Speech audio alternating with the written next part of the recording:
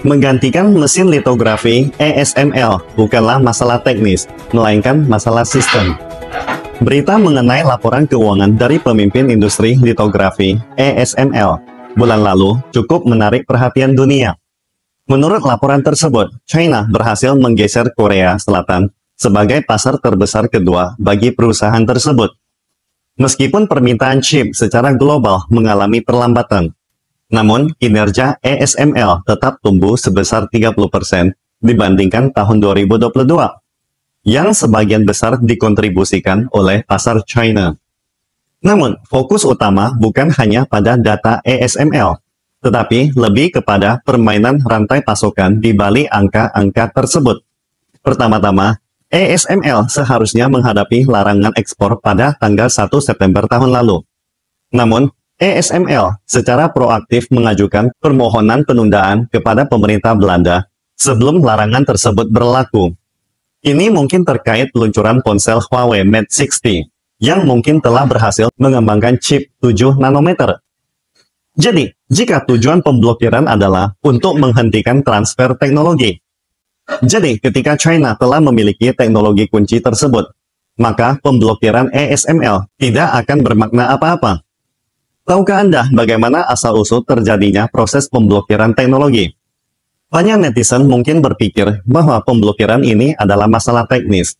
Namun, inti dari pemblokiran sebenarnya adalah kerusakan sistem. Artinya, pemblokiran umumnya terjadi dalam 3 situasi, yaitu tidak dapat diproduksi, tidak dapat dijual, dan tidak dapat diintegrasikan. Tidak dapat diproduksi dalam kata-kata sederhana berarti kurangnya teknologi.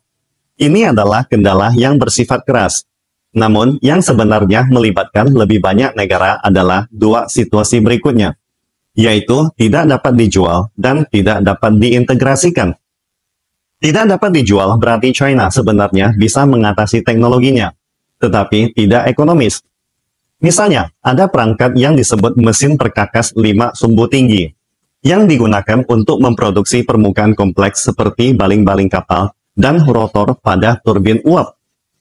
Mesin perkakas 5 sumbu tinggi ini sebenarnya dapat China produksi, tetapi untuk perangkat yang begitu kompleks. Meskipun China dapat memproduksinya, namun tingkat barang yang baik mungkin tidak tinggi pada awalnya, dan pabrikan lain mungkin tidak akan membelinya. Untuk meningkatkan tingkat barang yang baik, perlu ada penyesuaian terus-menerus yang sangat mahal. Contoh lainnya adalah kisah ballpoint. China tidak membuatnya, tetapi begitu dibuat, pada awalnya pasti akan dihadapkan dengan banyak penyesuaian. Misalnya, bagaimana meningkatkan tingkat barang yang baik, dan bagaimana mencocokkan karakteristik tinta dengan pena. Proses penyesuaian ini memerlukan biaya yang sangat besar. Dan bahkan jika Anda berhasil menyesuaikannya, ukuran pasar juga sangat terbatas. Dan secara ekonomi mungkin kurang menguntungkan.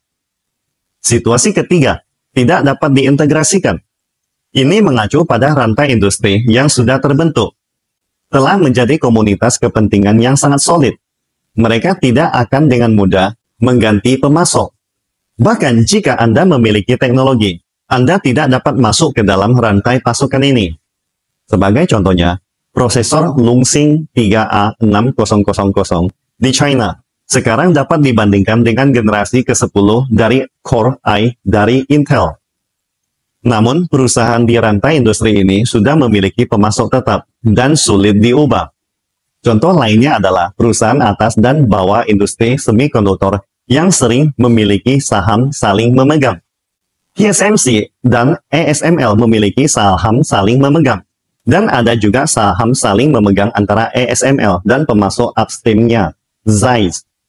Hal ini menyebabkan mereka menjadi komunitas kepentingan yang sangat terikat, dan tidak mungkin dengan mudah menggantikan satu sama lain. Perusahaan yang baru memasuki industri dan memiliki teknologi, sulit masuk ke dalam rantai pasokan saat ini. Maka dari itu, jika pemblokiran adalah masalah sistem, maka perlu pendekatan sistem untuk menyelesaikannya. Artinya, pencapaian teknologi memerlukan partisipasi pengguna. Dengan kata lain, ada orang yang bersedia menggunakan teknologi generasi pertama Anda. Dengan cara ini, Anda memiliki kesempatan untuk mengiterasi generasi kedua, ketiga, dan akhirnya membuatnya matang. Sebagai contohnya, pada tahun 1990-an, alat Electronic Design Automation atau EDA untuk desain chip China menghadapi pembatasan dari negara barat. Kemudian Tsinghua University, Beijing University, Harbin Institute of Technology, dan Shanghai Jiaotong University bersama-sama mengembangkan EDA mereka sendiri, bernama Panda EDA. Tetapi pada saat itu, tiba-tiba larangan EDA di luar negeri dicabut, dan bahkan disumbangkan secara gratis kepada beberapa perguruan tinggi. Akibatnya, EDA buatan China yang baru muncul segera diisolasikan pasar luar negeri. Dengan kata lain, harus ada sekelompok perusahaan yang dapat mengintegrasikan seluruh rantai pasokan. Contohnya Huawei, sebuah perusahaan dapat bergerak maju dan membawa mitra hulu dan hilir bersamanya. Atau sekelompok pemain kecil yang sangat dominan dan fokus pada teknologi kritis dapat mengatasi titik-titik kritis tersebut, dan seterusnya. Jadi, untuk mempercepat substitusi atau penggantian terhadap mesin litografi barat, pertama, China harus membangun mitos industri sendiri. Mitos di sini merujuk pada sistem narasi. Ketika negara lain memikirkan narasi ini, mereka akan langsung menghubungkannya dengan Anda. Sebagai contoh, mitos industri Jerman adalah sang juara tersembunyi. Ketika orang-orang berbicara tentang juara tersembunyi, banyak orang langsung akan memikirkan Jerman.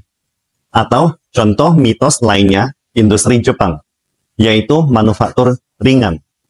Sebelumnya ada analisis yang mengatakan bahwa persepsi kualitas produk Jepang lebih tinggi daripada kualitas sebenarnya, di mana kenyataannya Jepang saat ini sedang menghadapi kemunduran industri akibat pemalsuan data di mana-mana.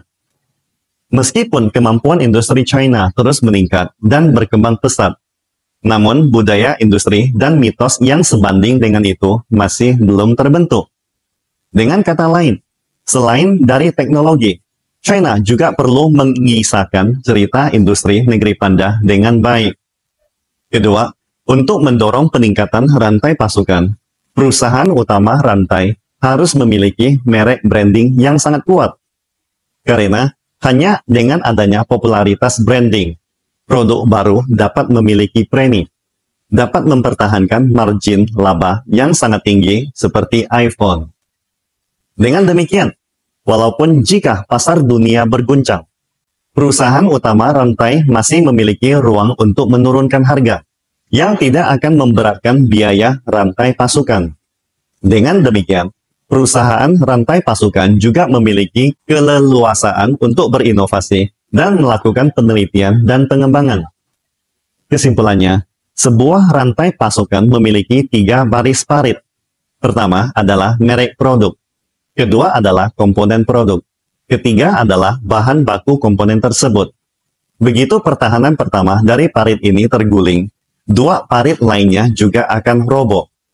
Contoh-contoh di atas mengkonfirmasi lagi semua pernyataan bahwa penggantian merek mesin litografi buatan sendiri bukan hanya masalah teknis, tetapi juga proyek sistem besar-besaran yang sulit diguncangkan. Namun, begitu masalah ini teratasi, yang dibawa dengannya juga akan menjadi keunggulan sistem yang sulit diguncangkan oleh pesaing lainnya. Salam Indonesia Maju!